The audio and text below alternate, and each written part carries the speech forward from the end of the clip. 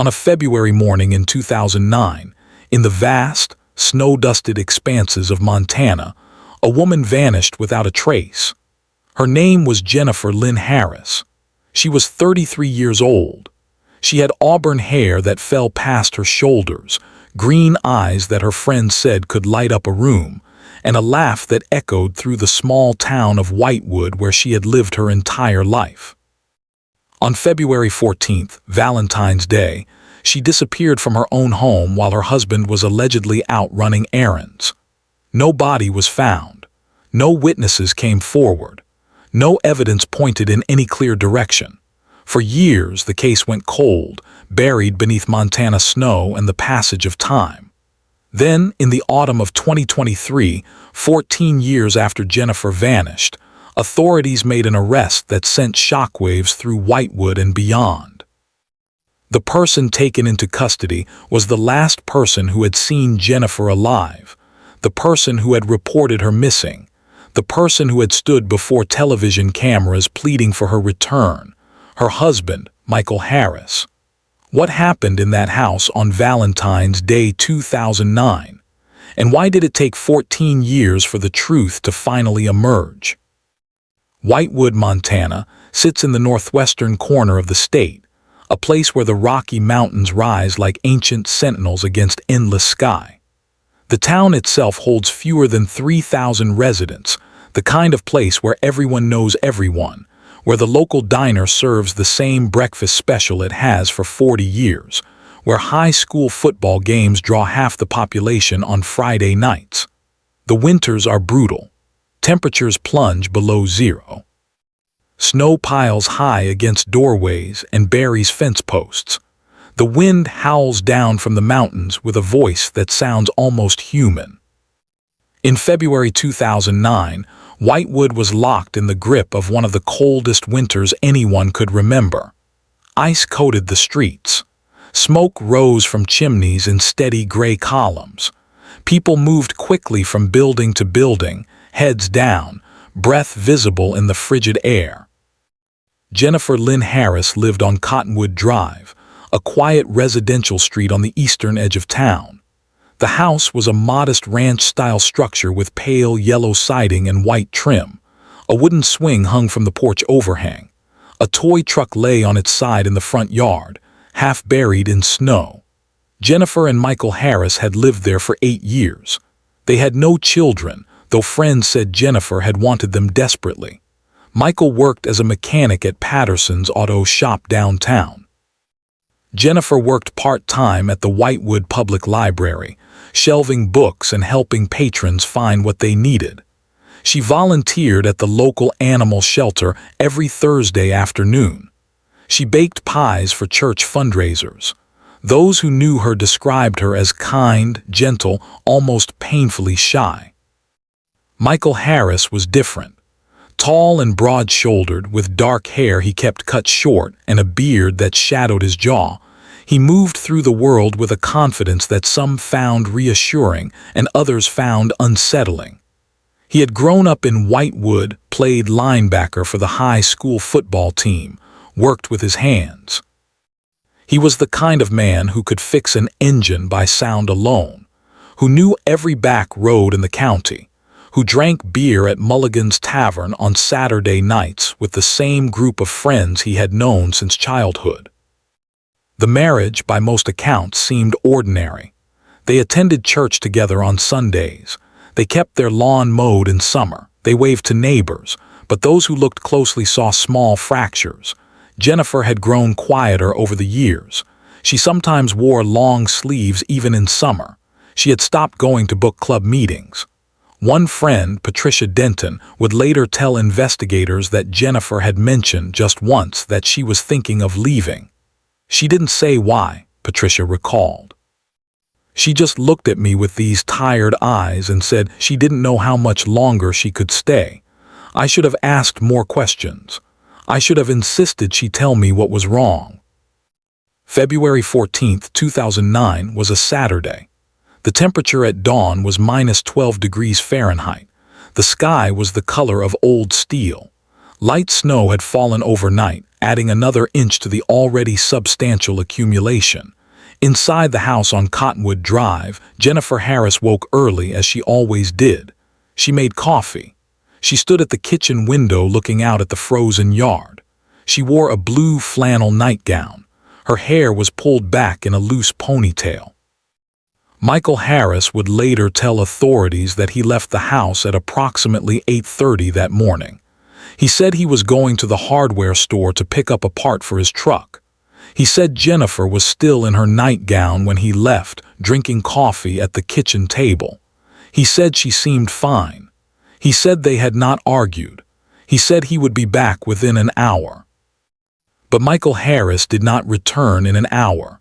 According to his own statement, he stopped at Patterson's auto shop to check on something, then drove to his friend Derek Paulson's house to drop off a toolbox he had borrowed.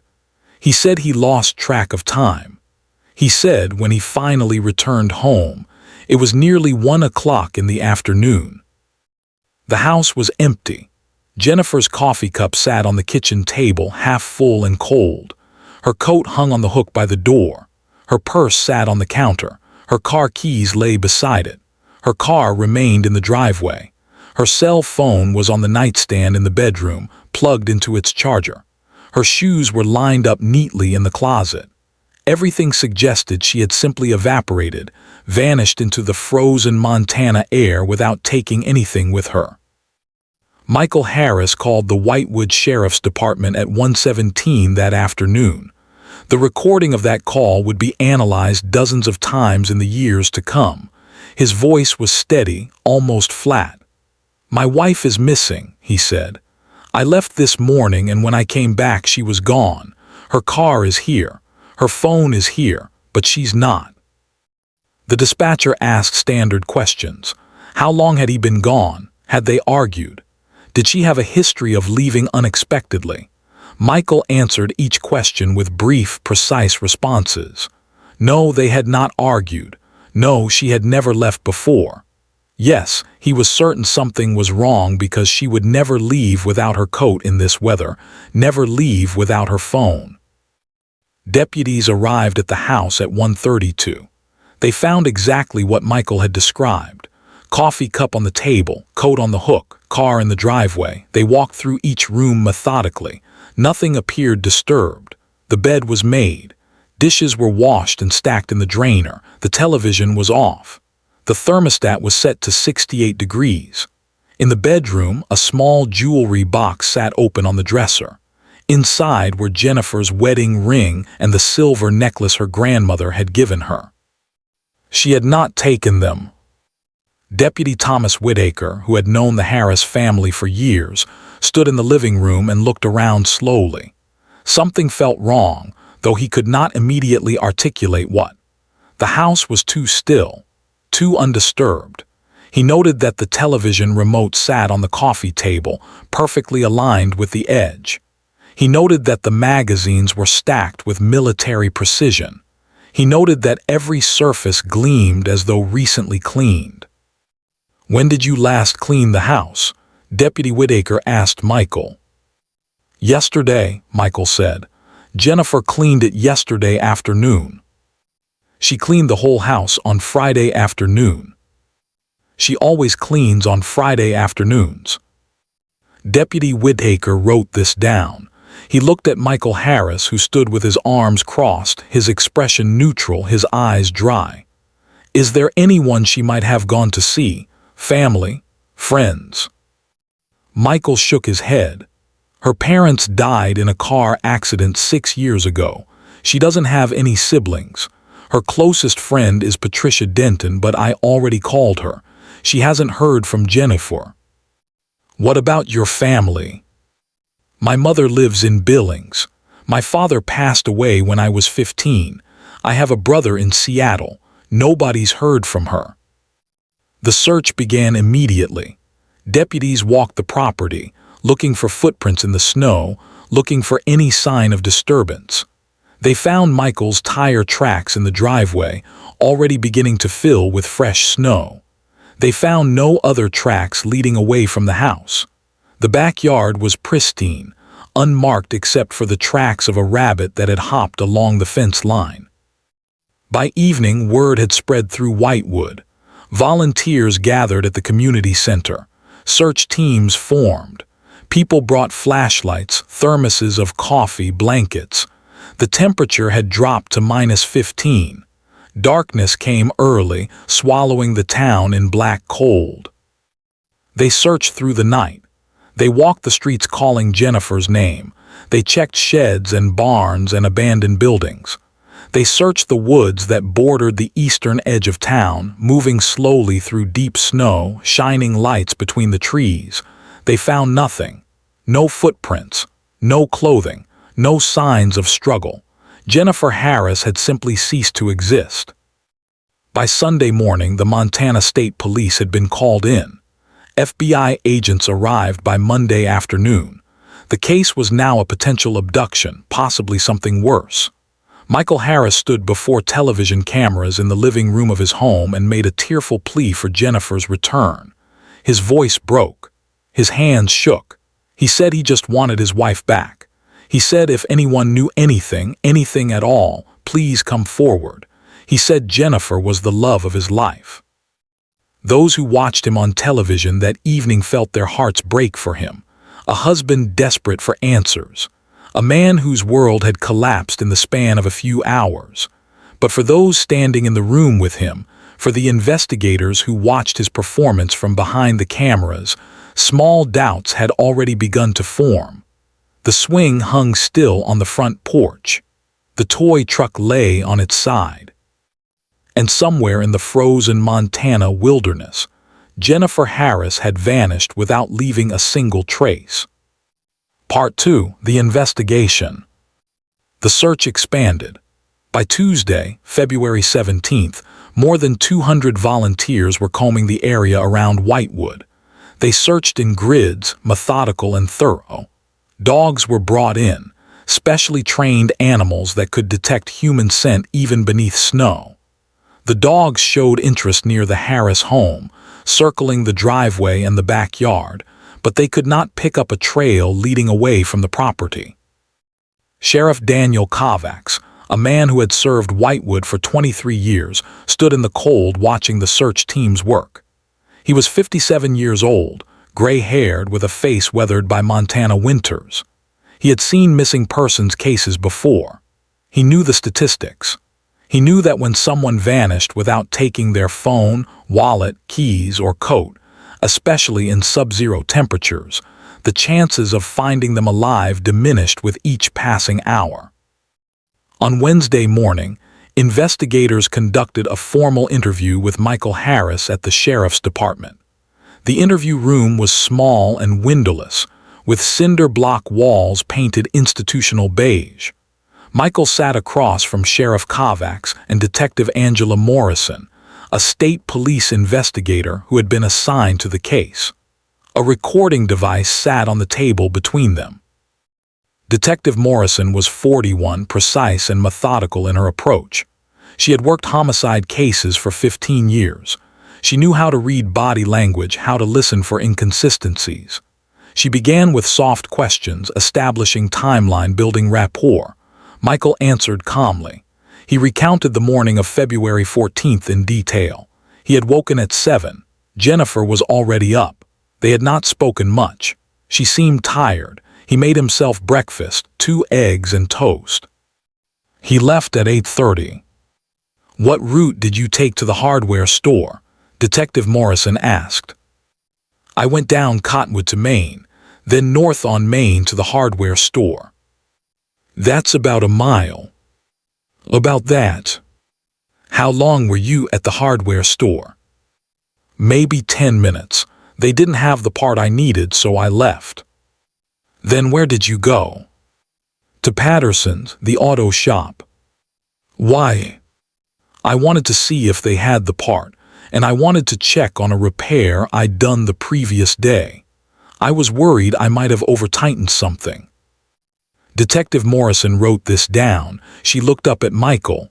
How long were you at Patterson's? Maybe half an hour. Did anyone see you there? The place was closed. It was Saturday. I have keys. I let myself in. Sheriff Kovacs leaned forward slightly. So you were alone at Patterson's for 30 minutes? Yes.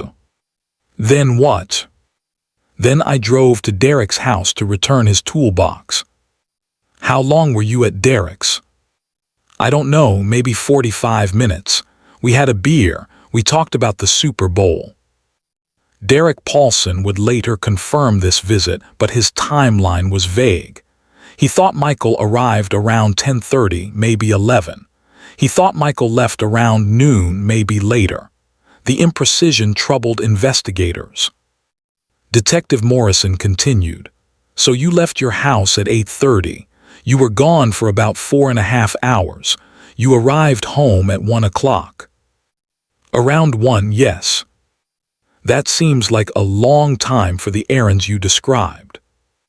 Michael shrugged. I wasn't in a hurry, it was Saturday. Did you try calling Jennifer while you were out? No. Why not? I didn't think I needed to. I told her I'd be back in an hour or so. I figured she was just at home reading or something. But you were gone much longer than an hour. I lost track of time. Detective Morrison watched him carefully. His affect remained flat, controlled. His hands rested on the table, unmoving. His eyes met hers without wavering. She had seen grief manifest in many ways: rage, tears, silence, shock.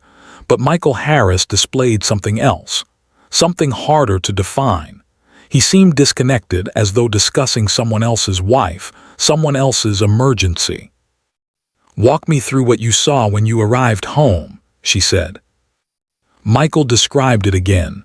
The coffee cup, the coat, the car, the phone, everything exactly where it should be except for Jennifer herself. Did you notice anything out of place? Anything unusual? No. Was the house locked when you left? Yes. Was it locked when you returned? Michael paused. It was the first time he had hesitated. I don't remember, he said finally.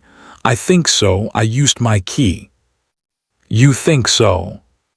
I'm fairly certain it was locked. Sheriff Kovacs wrote this down. He looked at Michael with the tired eyes of a man who had heard too many stories, seen too many lies dressed up as truth. Michael, he said quietly, is there anything you're not telling us? Anything that might help us find Jennifer? Michael shook his head. I've told you everything. I just want her found. I just want her home. The interview lasted 3 hours. Michael never asked for a lawyer. He answered every question. He submitted to a polygraph examination the following day. The results were inconclusive, which meant nothing definitive but also meant nothing exculpatory. Investigators obtained search warrants. They went through the Harris home with forensic precision. They sprayed luminol in the bathroom, the bedroom, the kitchen. They found no blood. They collected hair samples, fiber samples, fingerprints. They examined Michael's truck, swabbing surfaces, vacuuming carpets. They found nothing that suggested violence, nothing that suggested Jennifer had been in that truck on February 14th. They pulled Michael's cell phone records. He had made no calls that morning.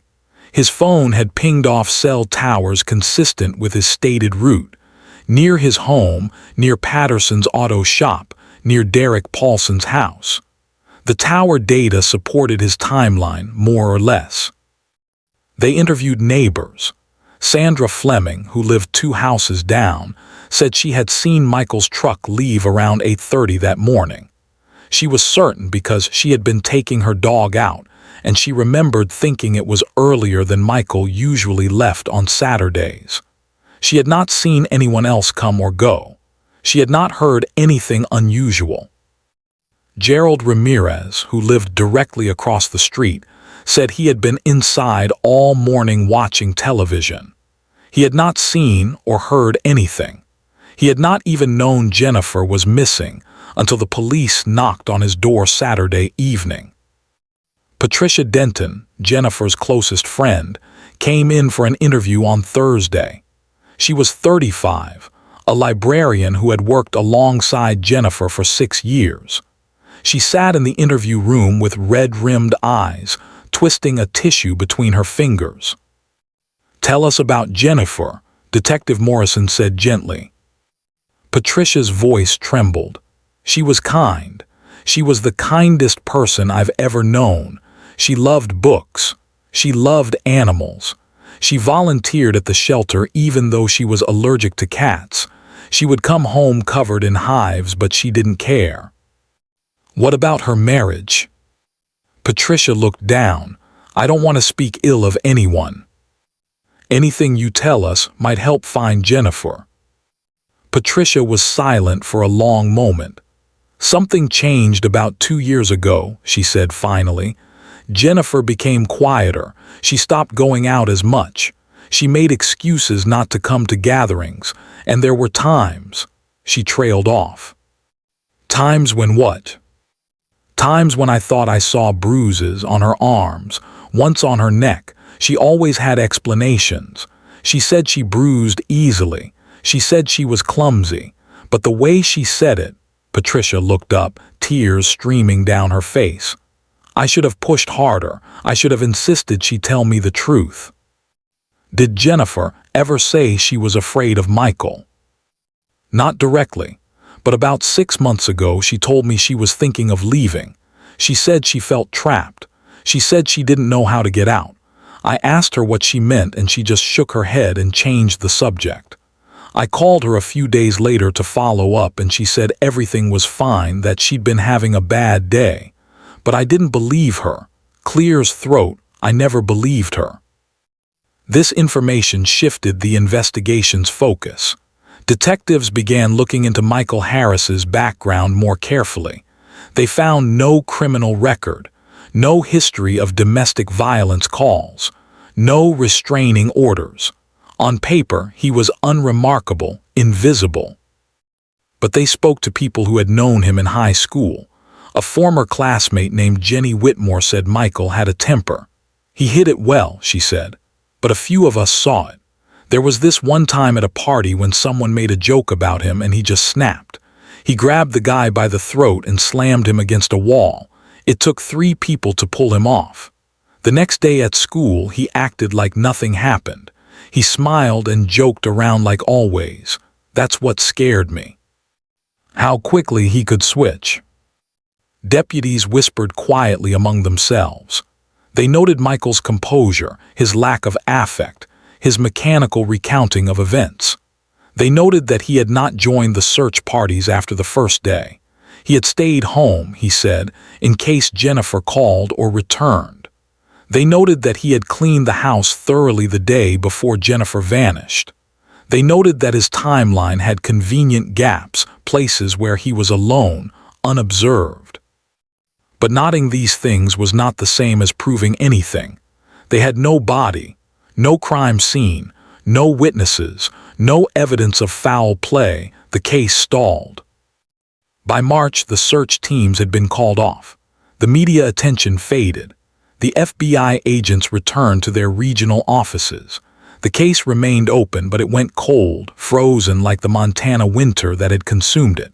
For those who have ever watched a mystery slip away, who have felt the frustration of questions without answers, the silence that settled over Whitewood that spring was suffocating. The swing hung still on the front porch.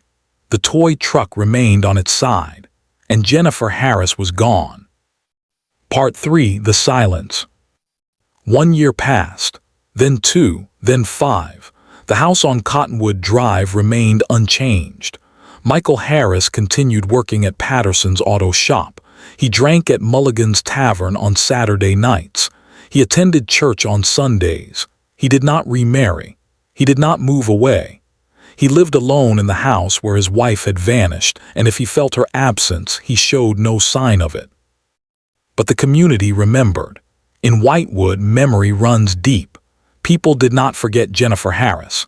They did not forget the way she had disappeared, the strange circumstances, the unanswered questions. Some believed Michael's story. They saw him as a victim of tragedy, a man whose wife had walked out into the cold for reasons no one would ever understand. Others harbored darker suspicions. They remembered Patricia Denton's testimony about bruises. They remembered Jenny Whitmore's story about Michael's temper. They whispered to each other in grocery store aisles and church parking lots. Michael felt these whispers. He felt the eyes that followed him, the conversations that stopped when he entered a room. In 2012, 3 years after Jennifer vanished, he gave a single interview to a local television station. He sat on the front porch of his house, the same porch where he had made his original plea, and spoke in the same flat, controlled voice. "I know people talk," he said. "I know people think I had something to do with Jennifer's disappearance, but I didn't. I loved her. I would never hurt her. I just want people to know that. I want whoever took her to know that I'm still looking. I'll always be looking." The interview did nothing to quiet the rumors. If anything, it intensified them. There was something about the way he spoke, something about his eyes that seemed rehearsed, performative. Those who watched felt a chill that had nothing to do with Montana weather. Detective Angela Morrison never stopped working the case. She carried it with her, returning to the file whenever she had time between other investigations. She reviewed the phone records again. She studied the timeline. She drove the route Michael claimed to have taken that morning, timing it herself, looking for anything that might have been missed. In 2015, 6 years after Jennifer's disappearance, Detective Morrison received a call from a woman named Brenda Thatcher. Brenda had been Michael Harris's girlfriend in high school before he met Jennifer.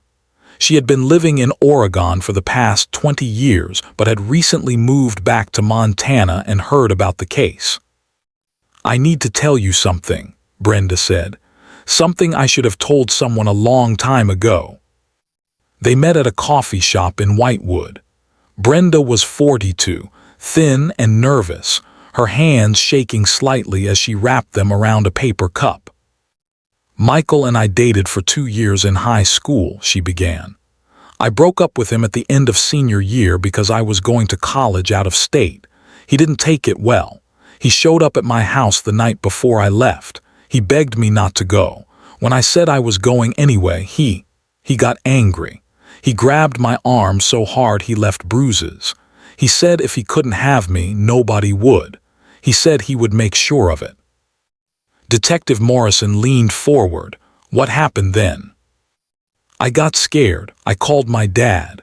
My dad came out and told Michael to leave. Michael just smiled and left. The next day I moved to Oregon. I never came back until now. I never thought much about it because he never contacted me again. But when I heard about his wife disappearing, I don't know. I just thought you should know what kind of person he is when he doesn't get his way." This information was added to the file. It established a pattern, a history of possessive behavior and threats. But it was not evidence of a crime in 2009. It was hearsay, decades old, impossible to prove. Detective Morrison drove to the house on Cottonwood Drive. Michael answered the door. He looked older. Gray touched his temples. Lines had formed around his eyes. "I need to ask you some follow-up questions," Detective Morrison said. Michael let her in. The house was clean, almost obsessively so. The air smelled of pine cleaner. Every surface gleamed. They sat in the living room where Jennifer had once sat, where her coffee cup had once rested, and Detective Morrison asked Michael about Brenda Thatcher. Michael's expression did not change. "That was 30 years ago," he said. "I was a kid. I said stupid things. I would never have actually hurt anyone." "Did you ever tell Jennifer you would hurt her if she left?" "No." "Did you ever grab her, leave bruises on her?" "No." Patricia Denton says she saw bruises on Jennifer. Michael shrugged. Jennifer bruised easily, she was anemic, she bumped into things, ask her doctor. Detective Morrison did ask Jennifer's doctor. The medical records showed that Jennifer had visited her physician twice in the year before she vanished, both times for routine checkups. There were no documented injuries, no reports of domestic violence, no red flags in the official record. Clear's throat. But Detective Morrison knew that absence of documentation was not the same as absence of abuse. Many victims never report. Many doctors never ask the right questions. The years continued to pass. Michael Harris lived his quiet life. The house on Cottonwood Drive remained his fortress, his sanctuary, his tomb. The swing hung still. The toy truck had long since been buried under new snow, excavated and buried again. In 2018, 9 years after Jennifer's disappearance, something strange happened. Gerald Ramirez, the neighbor who lived across the street, mentioned to his wife that he had seen Michael digging in the backyard late at night. It was summer, the earth finally soft enough to work. Gerald had been up late himself, unable to sleep, and had happened to look out the window.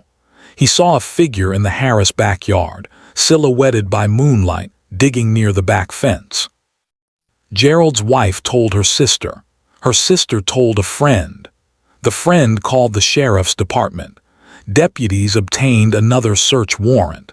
They brought ground-penetrating radar equipment. They scanned the Harris backyard, looking for disturbances in the soil, looking for any indication of burial. They found nothing. The radar showed no anomalies. The soil had been turned recently near the back fence, but Michael explained he had been planting a garden. He showed them seed packets, gardening tools, a layout plan for tomatoes and zucchini. The deputies apologized and left. But the incident added to the mythology, to the sense that Michael Harris was not what he appeared to be. For those who have ever doubted someone you love, who have felt the cognitive dissonance of suspicion warring with affection, Michael's existence was a mirror of that torment. To some, he remained a grieving husband. To others, he was a man who had committed the perfect crime and hidden it behind a mask of normalcy. In 2020, 11 years after Jennifer vanished, Michael applied for a death certificate. He wanted to declare Jennifer legally dead. He wanted to settle her estate, close the bank accounts, finalize the paperwork of her absence. The court granted his request. Jennifer Lynn Harris was officially declared dead on December 1, 2020, 11 years to the day after she would have turned 44. Michael sold the house in early 2021. He moved to a small apartment on the other side of town. He packed Jennifer's belongings into boxes and donated them to the thrift store, her clothes, her books, her jewelry box. He dismantled the life they had shared and walked away from it without apparent remorse. But Detective Morrison noticed something. She had been monitoring Michael's activities loosely over the years, checking in periodically, hopping for a break. When Michael sold the house, she obtained the sales records. She noticed that he had sold it for significantly less than market value, as though eager to be rid of it quickly. She noticed that the new owners, a young couple from Billings, had begun renovations immediately. In August 2023, 14 years after Jennifer's disappearance, the new owners started tearing out the old deck in the backyard. The deck was original to the house, built in the early 1980s, weathered and rotted in places. As they removed the boards, one of the workers noticed something strange beneath the structure. The soil directly under the center of the deck appeared disturbed. It was darker than the surrounding earth, more compacted. The worker called the homeowner. The homeowner, remembering the stories about Jennifer Harris, called the police. Detectives arrived with cadaver dogs. The dogs alerted immediately. Excavation equipment was brought in. They dug carefully, methodically. 3 feet down, they found fabric. 4 feet down, they found bone. 5 feet down, they uncovered the remains of a human body, wrapped in plastic sheeting and buried beneath what had once been Michael and Jennifer Harris's backyard deck. Part 4. The Revelation. The call came to Michael Harris's apartment at 7:30 in the morning on August 14, 2023. It was Detective Morrison. Her voice was calm, professional, devoid of emotion. "Michael," she said, "we need you to come to the sheriff's department. We have some new information about Jennifer's case." Michael arrived at 9 o'clock. He drove himself, parked in the visitor lot, walked into the building with the same flat affect he had maintained for 14 years. He was 61 years old now, his hair fully gray, his face deeply lined. He wore jeans and a flannel shirt. He did not appear nervous. Detective Morrison led him to the same interview room where they had spoken so many times before. This time, Sheriff Kovacs was there, along with 2 other investigators and a prosecuting attorney. Michael looked around at the assembled group and something flickered across his face. Not quite fear, not quite resignation, something more complex. "We found Jennifer," Detective Morrison said. Michael did not speak. He sat very still, his hands folded on the table. "She was buried under your deck. Under the deck you built in March of 2009, 1 month after she disappeared." Michael's jaw tightened. He looked at the table. He did not ask questions. He did not express shock or grief or confusion. He simply sat there silent, as though he had always known this moment would arrive. Detective Morrison placed photographs on the table, crime scene images, the disturbed earth, the plastic sheeting, the skeletal remains being carefully excavated. "The medical examiner has made a preliminary identification based on dental records. It's Jennifer. We'll have DNA confirmation within a few days, but we know it's her." Michael stared at the photographs. His breathing remained steady. His expression remained neutral. "Michael," Detective Morrison said softly, "this is your chance. Tell us what happened. Tell us why." For a long moment, Michael said nothing. The room was silent except for the hum of fluorescent lights and the distant sound of phones ringing in other offices. Then Michael looked up. His eyes were dry. His voice, when he spoke, was the same flat tone he had used for 14 years. "I want a lawyer." He was arrested that afternoon. The charges were first-degree murder and abuse of a corpse. Bail was set at $2 million, which Michael could not pay. He was remanded to the county jail to await trial. The news spread through Whitewood like wildfire. Television crews returned. Reporters stood outside the sheriff's department, broadcasting live updates. The story made national headlines. "Montana cold case solved after 14 years. Husband arrested in wife's murder." The community reacted with a mixture of vindication and horror. Those who had suspected Michael felt a grim satisfaction. "I knew it," Sandra Fleming told a reporter. "I always knew something wasn't right about him." Others expressed shock. Derek Paulson, Michael's longtime friend, said, "I can't believe it. I just can't believe Mike would do something like that. I would have testified for him. I would have sworn he was innocent." Patricia Denton, Jennifer's friend, gave an interview through tears. "I'm glad they found her," she said. "I'm glad she's not out there somewhere, lost and alone. But I'm angry too. I'm angry that it took 14 years. I'm angry that he got to live his life while she was buried in the ground. And I'm angry at myself for not doing more when I had the chance." The autopsy results came back in September. The medical examiner determined that Jennifer Harris had died from blunt force trauma to the head. 3 distinct impact sites were identified on her skull, consistent with being struck multiple times with a heavy object. The examiner estimated she had been dead since February 2009. The cold Montana ground had preserved her remains remarkably well. Investigators returned to the case with renewed focus. They re-examined every piece of evidence, every timeline, every statement Michael had made. A picture began to emerge. On the morning of February 14, 2009, Michael and Jennifer had argued. Multiple witnesses would later testify at trial that the marriage had been deteriorating for years, that Michael had grown increasingly controlling, that Jennifer had told several people she wanted to leave but was afraid. The prosecution's theory presented at trial in May 2024 was this: Michael had struck Jennifer during the argument that morning. Perhaps he had not intended to hurt her as badly as he did. Perhaps it had been a moment of rage, but she fell, or he struck her again and she died. Michael panicked. He had to hide the body. He had to create an alibi. He wrapped Jennifer in plastic sheeting.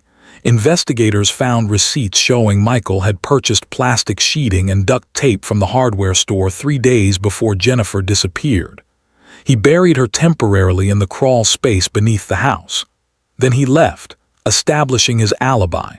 He went to the hardware store, to Patterson's auto shop, to Derek Paulson's house. He came home at 1 o'clock and called the police, feigning ignorance and concern. In the weeks that followed, while search parties combed the woods and volunteers distributed flyers, Michael built a deck in his backyard. He told neighbors he had been planning the project for months. He worked on it alone, late at night and early in the morning. He built the deck directly over the spot where he had reburied Jennifer's body 5 feet deep, sealed in plastic, hidden beneath wood and earth and the passage of time. It was, the prosecutors argued, a calculated crime of concealment.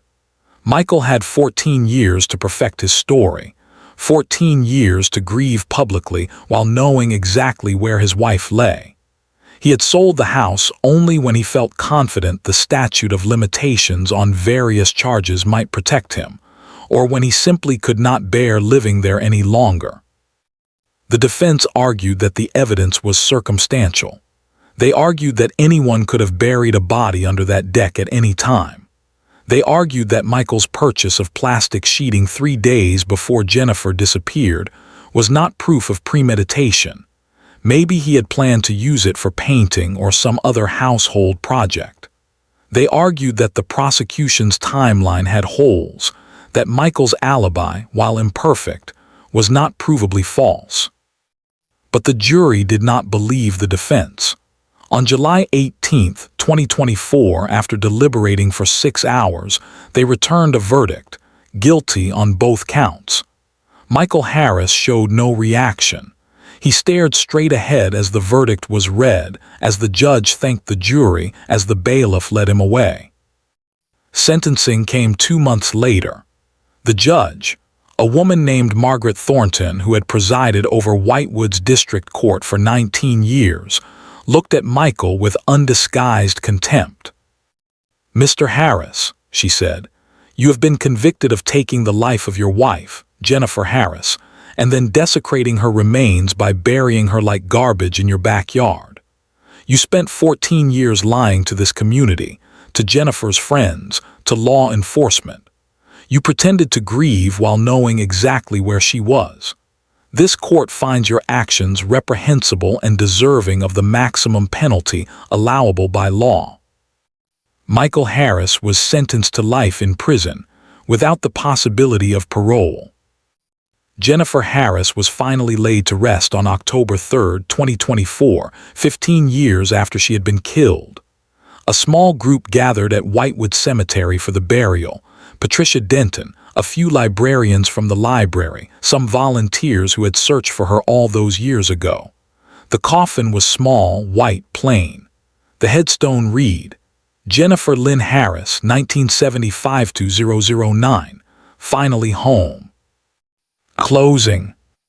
The case of Jennifer Harris is a reminder that some secrets cannot stay buried forever. No matter how carefully they are concealed, no matter how many years pass, truth has a way of surfacing. Michael Harris thought he had committed the perfect crime.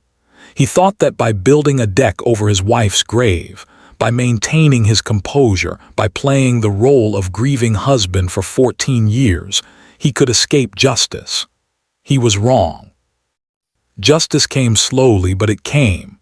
And now Jennifer Harris rests in peace, her memory honored, her death acknowledged, her story finally told. If this story mattered to you, subscribe and hit the bell. Share the episode. Someone somewhere may still be waiting to be heard.